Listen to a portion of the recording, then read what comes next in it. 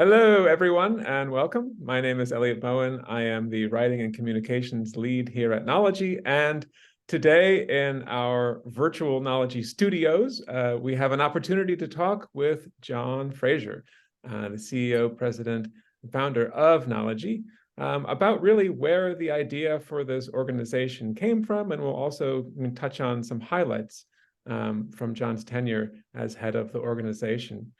Thank you so much for taking some time to be with us here to talk about that. To get things going, I'm guessing that people would be interested to know what you were doing before Knology was founded. You know, in the pre-Knology times, what was your life like? What kind of things were going on, and maybe kind of what gave you an insight into. Keep it very simple. So I'm an architect and conservation psychologist by training. My PhD is in psychology and sociology. Environmental studies is the degree. But I was working in the 2000s, 1990s on zoo design and designing zoos. I worked at the Oregon Zoo and then went to the Wildlife Conservation Society in 2001. One of the primary goals of zoos and aquariums is to really promote a conservation mindset in our society and to protect the nature on which all life depends. So as an architect, I said, sounds great. How does this actually do this thing? And there's a lot of work that zoos do in the field that I think a lot of people hear about on television, but really, do you need a zoo for that? The answer I always came back to, but what does the zoo do? And that actually created my career, was asking that question. So it was a group of people who were saying, we all have problems, but our mission is social change. And so there may be a lot of mechanisms around how people learn, but what we really want to look at is behavior change, which aligns to what you were doing in conservation. So as a conservation psychologist, I brought my tools from looking across the discipline. But one of the things that I suggested as we were first meeting about what Knology could become is that you don't want me, we want a group of people who think like this from many different disciplines. And so we started by the idea that we would be a group of people coming from many different places and many different disciplines that could convene to sort of put our minds to problems. So that's how we started as a transdisciplinary pursuit. And so we just started hiring for people who come at this with different questions. We were pretty lucky off the start because we had some folks who approached us and said, we like the idea. And what you've been doing for zoos and aquariums, we think is kind of cool. And maybe we could do this in libraries. Maybe we could do this for news organizations. Maybe we could do this for launching something like a national network around climate interpretation. And so those are some of our first projects. When I reflect back on what we've done over 11 years, there are, we've had a lot of small projects, a lot of big projects. One of our first projects was one of the tiniest projects ever. As an aquarium in Fort Fisher, North Carolina, was bringing kids from Wilmington, North Carolina, to the ocean. These kids had never been to the ocean. They live less than a mile from the ocean, but their families and their circumstance, they just didn't go down to the ocean. And we looked at how this partnership with an after-school program was helping both organizations be better citizens. And it was just a really heartwarming project. It was so much fun. And just working with those kids to think about how a cultural institution changes their lives. It was a great inspiration. So there was this kind of organic evolution, really, in the early days of Knology, right? In its foundation, starting from identifying this need in zoos, right, a specific institution, and then kind of bringing social science research practices to that, and then expanding it to, as you said, media, libraries. Yeah, the zoo is our sort of prototype, but it really, the approach we took really does translate across any kind of cultural issue. And I think that's one of the things that Knology discovered very quickly was our sweet spot, was that we could think at a more abstract level and help people think about what they're doing as data and use that data to understand the story of how they participate in social change. So we have this idea of Knology that's kind of born out of this thing where you recognize that, there are all of these different cultural institutions, whether they're zoos or museums or libraries, who are kind of doing the work of social change but not necessarily being equipped with the skills, the tools, the knowledge they need to actually advance toward those goals, right? I would say that they actually have a lot of the tools. There's a lot of tacit learning by doing. So I'm not saying that they're without tools completely, but we know what we heard from our founders, our founding board, was that the academy or academic institutions don't map well to their lifetimes. Um, the cultural institutions need to move more quickly. They don't they don't care about academic papers. They would like to do things that are academically rigorous, but they don't live in that world of advancing theory. What they're looking for is practical tools for social change. And so it's one of the reasons why I think we gravitated toward participatory action research as one of our models, working with community-based organizations. And when we say community, we can mean like leaders of cultural institutions, okay? Communities are all sites. So that's sort of why we, I think as an organization, have found a sweet spot that's unusual. And what we've heard from other nonprofits that are doing social change work is that we're one of the rare agnostic organizations that says, we believe in social good, but we're not going to tell you what your mission is. Right. We work across missions. It's one of the big differences between being a research organization and an evaluation firm. Some people think of evaluation very much like research. It uses the same techniques, but the difference is purposeful, right? Research is intended to find generalizable knowledge.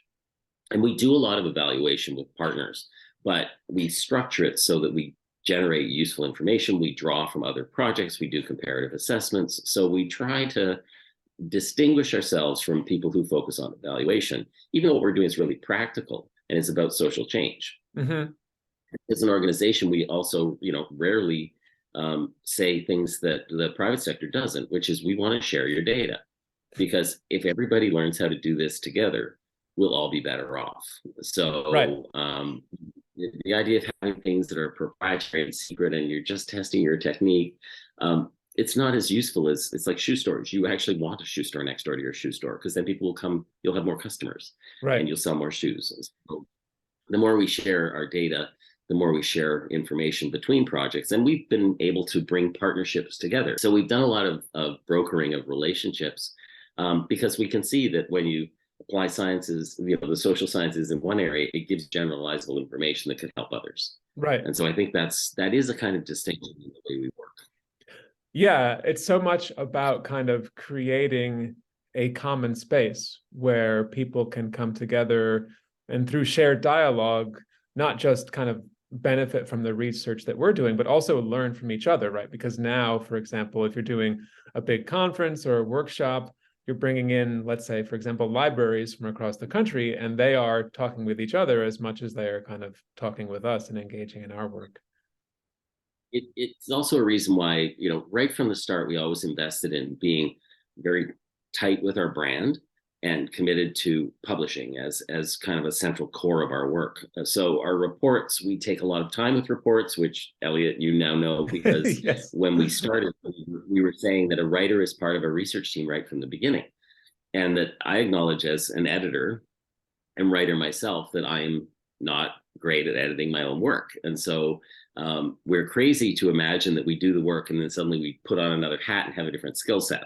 So I've always believed that writing is research, writing is part of research, and the story of a project starts at the beginning. And so that's why we've always started with writing as central to our brand, our organizational commitment. Having been with Knology since the very beginning, and me being very new, naturally, I'm kind of interested to see or hear you talk about some of the changes that you've experienced over the last 11 years, whether it's work with partners or the impacts that Knology is making in the world, the ways that we are engaging different kinds of audiences. What really kind of stands out for you in terms of shifts that you've seen over the last decade plus here? As a founder, you always think, who would know us? No one would have heard of us. Why, you always think you have to work really hard for people to build a reputation because you're unknown. And there's a transition that happened around 5 years, when, we were hired to do some work for National Geographic when they were transitioning and selling their book publishing to Fox. And we got hired to work on that project. And I was still a little bit like, wow, that's kind of cool that people saw us as somebody that could step into that. So I think, after 11 years, you don't really realize how your assets are being seen and used by others until you start seeing people come to you. And I think that for me, at this point, as at the end of my tenure as CEO, I think it's really useful because someone coming in who sees the reputation and the opportunities or capabilities we have as an organization may be seeing them in a broader perspective. And so I may be limiting because I'm still in that founder, we've got to try and get this thing off the ground mode when we really are doing quite well as an organization in terms of our, what people know about our work, who's using our work, how it sort of starts to filter out in different media outlets. That's been probably the really exciting thing for me, that we are now a mature organization that has a good, stellar reputation, and some of the major federal funding agencies actually talk about us as a gold standard for some kinds of work we do. So that's sort of heartwarming for me, but it's also a strange experience because, of course, I'm always thinking with that founder mentality of we've got to do this better Right. when we're actually doing something really, really well. I think, for me, it's nice to see the reputational stuff happening with the resharing. For me, it's when I see somebody applying it in practice, when I'm watching a news show and someone on the news suddenly talks, for example, to talk about the problem of presenting polls without margin of error, which I saw on a commercial news network. And I was just like, okay, we've been talking about that for years. We've done it with NewsHour, and now we're starting to see other news agencies pick it up. When we see people, I'm in a meeting and someone explains to me about this National Network for Ocean Climate Change Interpretation, and it's sort of exciting because I'm like, oh, really? Tell me more. We were there, and we're not associated with it. They don't know we're associated with it, but they're talking about how to do this, and they're evangelical about it, and I get all excited about it. I think our library portfolio is really remarkable. A few years ago, the Gates Foundation asked us to come in a mentoring role with the Public Library Association to help them think about their grant application for the project outcomes work, to really think about how do you look at the impacts of an organization. And I think that was a real investment in Knology's ability to see systemically how more than one entity doing something similar can lead to social change. And that work, whether it's work with the Public Programs Office at the American Library Association, or whether it's the individual work we've done with different libraries, we've really expanded that work, and I think in a really big way. Yeah. I think one of the other things in reflection, though, is I'm sort of in that period now of reflecting back on what's been really cool. I mean, I tend to not think about the people who have worked with us and moved on as former employees. I think of them as alumni.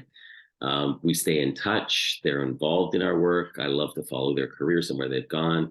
And so to me, I hope that Knology is as much an ethos as it is a place to work, because I think that, the concept that, we may work together, in the same organization for a short amount of time, but that doesn't mean we can't stay connected and contribute to a larger body of understanding in our world.